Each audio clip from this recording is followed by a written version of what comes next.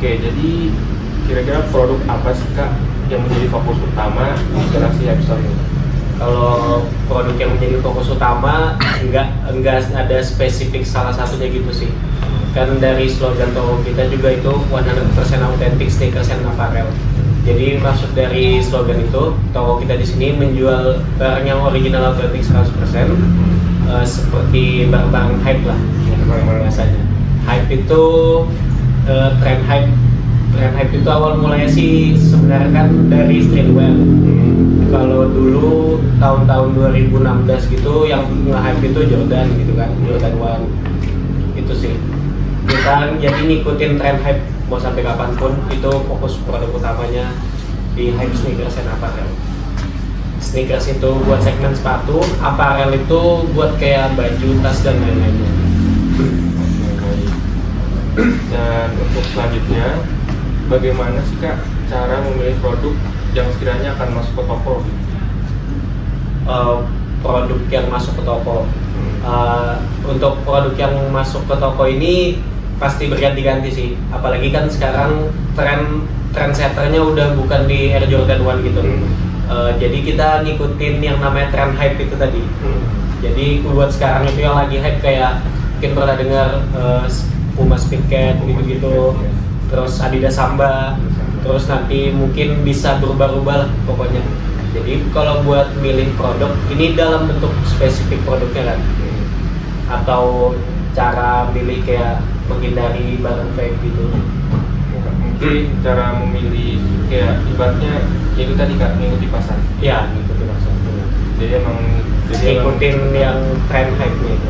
Yang lagi hype apa itu yang bakal masuk. Terus juga nggak semua yang lagi hype juga, kan kita juga ngikutin kayak hype di kota sebelah belum tentu hype di sini. Jadi kita lebih ke ngelihat market setiap bulannya, setiap barang masuk kira-kira apalagi yang masuk. Oke, jadi pertanyaan selanjutnya, kira-kira ada nggak Kak standar khusus untuk memastikan keaslian produk atau barangnya authentic check? Kalau authentic check, yang pasti paling pertama kita upaya preventif. Upaya preventif itu upaya yang dilakukan sebelum hal itu terjadi. Mungkin sering dengar lebih baik mencegah daripada mengobati. Jadi kita dari awal udah mencegah duluan. Mencegahnya dengan cara apa? Yang pasti kita sepatunya udah pasti yang resmi-resmi aja gitu. Yang nggak ambil yang barang ilegal, entah yang tanpa cukai atau segala macam. Yang pasti ngambilnya dari supplier yang memang benar-benar terpercaya. Kalau buat legit checknya sendiri, authentic check itu dalam dunia sneakers lebih kenal dengan legit check. Legit check itu sih kalau misal kita belum pegang barangnya itu kan agak susah tuh ngeliat dari foto doang. Jadi ya itu sih lebih ke upaya preventifnya. Tapi kalau semisal datang ya nggak ada menutup kemungkinan juga kadang ada yang ngirim barang itu kan bisa terjadi juga kan. Namanya manusia kan pasti kadang kelepasan juga. Kelepasan misalnya ngirim ke kita yang fake itu pasti saya yang cek dulu. Jadi sebelum barang itu masuk di display itu udah dicek duluan. Dicek kalau buat tahap-tahap lagi cek itu banyak sih. Ibaratkan kalau udah sering lihat pasti tahu bedanya di mana. Memang kalau mau benar-benar yakin itu 100% autentik harus dilihat langsung, nggak bisa dari foto. Oke, jadi kira-kira strategi promosi apa sih Kak yang paling efektif untuk menarik pelanggan? Kalau buat strategi promosi kita nggak terlalu main di sosmed sih. Paling di sosmed itu yang dimana seperti toko pada umumnya yang pasti fokus ke upload barang jualan. Paling kita nambahin strategi promosinya bikin konten reels di Instagram atau video di TikTok gitu-gitu sih. Tadi kan Kakak juga ada sempat bilang kalau emang ada buat konten kayak di Instagram, TikTok gitu kan. Jadi kira-kira itu seberapa penting sih Kak medsos dalam peningkatan penjualan? Kalau buat sekarang di era teknologi 4.0 ini udah pasti sangat penting sih. Apalagi sekarang kan udah perkembangan zaman canggih. Tapi emang kita yang belum mumpuni sumber dayanya buat ke situ, yang buat terus ngikutin gitu. Kita buat media promosi itu terbatas sih. Kayak alat-alat yang kita pakai juga sekedar ala kadarnya aja lah, pakai handphone. Kan kalau yang biasa toko-toko besar itu lebih kayak pakai kamera atau sewa kameramen, bikin foto studio. Kalau kita ya memanfaatkan sumber daya yang ada, gitu, SDM yang ada. Terus yang selanjutnya, bagaimana sih Kak cara Galaxy App Store ini membangun kepercayaan pelanggan khususnya menghadapi isu barang fake? Pasti yang paling utama itu tadi, lebih mengutamakan upaya preventif daripada represif ya kan? Karena kalau udah kejadian, ibaratkan nih kita udah kelepasan kejual barang fake, itu bakal lebih, akibatnya lebih bertambah, bukan cuman buat konsumen yang itu. Kan sekarang apalagi zaman teknologi canggih, dikit-dikit diviralin.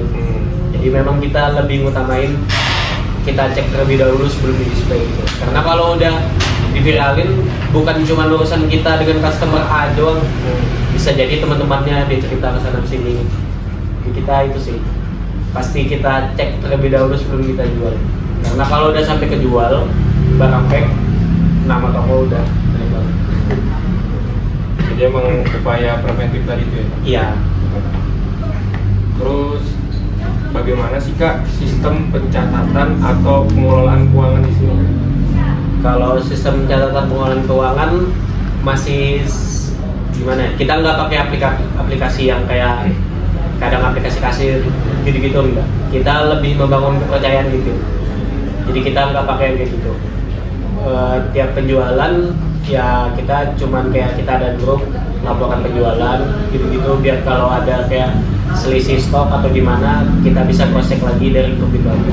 Kita nggak pakai aplikasi. Kalau buat sistem pengelolaan keuangan kita olah sendiri sesuai dengan kemampuan di tim kita. Bahas tentang hype juga nih Kak tadi. Jadi kira-kira produk apa sih Kak yang paling banyak menyumbang pendapatan di sini? Kalau ngomong produk yang paling banyak menyumbang pendapatan, itu kita balik ke ilmu ekonomi. Ilmu ekonomi paling dasar itu ada yang namanya supply and demand, di mana supply itu ketersediaan, kalau demand itu permintaan. Jadi dimanapun dan bisnis apapun, pasti kalau supply-nya dikit dan demand-nya banyak, itu pasti value-nya melunjak gitu. Jadi pasti yang paling utama itu sih, kalau barang-barang contohnya barang yang edisi terbatas, limited edition atau special edition, itu pasti punya daya jual yang lebih tinggi. Walaupun daya jualnya itu dari tahun ke tahun itu pasti berubah-ubah gitu. Karena kalau kayak kita yang di sektor bisnis reseller gini, kita nggak bisa terus-menerus patok harga tetap segitu. Bisa jadi di tahun ini itu supply-nya dikit, demand-nya banyak, tapi tahun depan demand-nya tiba-tiba turun dan supply-nya nambah. Itu kita nggak tahu. Karena kita di sini bukan produsen gitu. Kita cuma reseller, kita cuma ngejual. Kita nggak tahu kalau sewaktu-waktu trendsetternya tiba-tiba berubah. Kita kan nggak bisa ngatur itu. Jadi pasti kalau emang suatu saat value-nya udah turun, kita pasti juga ikut turunin. Karena kalau nggak turun, itu pasti nggak bakal jalan gitu. Terus yang kedua, semua orang yang berbisnis juga pasti kalau ngeluarin modal gede, otomatis berharap keuntungan yang lebih besar juga. Jadi pasti kalau memang bicaranya tentang produk yang nyumbang pendapatan lebih banyak, pasti yang nominalnya lebih tinggi. Karena nggak mungkin orang mau ngeluarin modal besar kalau keuntungan juga nggak besar. Mending dia ambil yang kecil-kecil kan, kalau keuntungan yang modalnya gede juga sama gitu. Jadi bagaimana sih Kak cara menentukan harga supaya tetap bersaing di pasar sneakers? Kalau soal harga, kita pasti setiap, kan kita juga pasti temanan nih. Misal kayak yang penjual di Samarinda aja, kita sudah pasti temanan juga sama mereka. Kita pasti yang pasti namanya main di sektor ini, pasti tiap hari pasti tahu lah perkembangan harganya. Ini barang ini lagi naik atau lagi turun. Ya pasti kalau yang lain turun, nggak mungkin kita nggak nurunin nih. Gitu sih. Pasti terus ikutin. Yang namanya bisnis pasti punya saingan. Tapi nggak nutup kemungkinan juga kadang ada orang yang emang lagi bisnisnya udah mau tutup, pasti mereka tiba-tiba nurunin harga jauh. Itu kita nggak masalah, karena kita percaya udah ada rezekinya masing-masing. Jadi tetap ada ya Kak bahasa yang namanya barang gorengan. Pasti pasti ada. Oke, terus selanjutnya bagaimana awal mula modal bisnis ini? Apakah dari dana pribadi, pinjaman, atau ada investor? Kalau selama ini sih semua dana pribadi. Kita nggak pernah yang namanya mau bangun usaha itu pakai uang pinjaman. Apalagi pakai investor kita itu juga enggak. Semua dari dana pribadi. Dan untuk sekarang kira-kira ada tambahan modal untuk ekspansi usaha atau misalnya membuka cabang baru, Pak? Kalau ekspansi usaha dan buka cabang baru kayaknya enggak sih. Karena di sini juga masih belum terlalu ramai gitu buat yang bareng-bareng kayak gini gitu. Karena kan gimana ya, lebih ke edukasinya buat di warga Samarinda ini masih kurang sih gitu. Kayak lebih percaya barang thrifting yang ngapori, lebih percaya barang KW yang di branding dengan gimmick thrifting gitu sih. Terus menurut kakak sendiri nih, apa kunci utama agar bisnis sneakers dan juga apparel bisa bertahan dan berkembang? Sebenarnya sih yang paling penting tetap ikutin syariat agama. Kebetulan kan owner agamanya Islam, jadi tetap ikuti syariat, nggak pernah riba. Intinya semua yang menjadi syariat itu diikuti. Itu sih sebenarnya yang paling penting. Kita juga nggak kayak tadi, kayak kalau bisnis modal pinjaman itu otomatis ada tanggungan. Jadi kita lebih ke modal pribadi aja yang sekiranya sudah bisa daripada memaksa.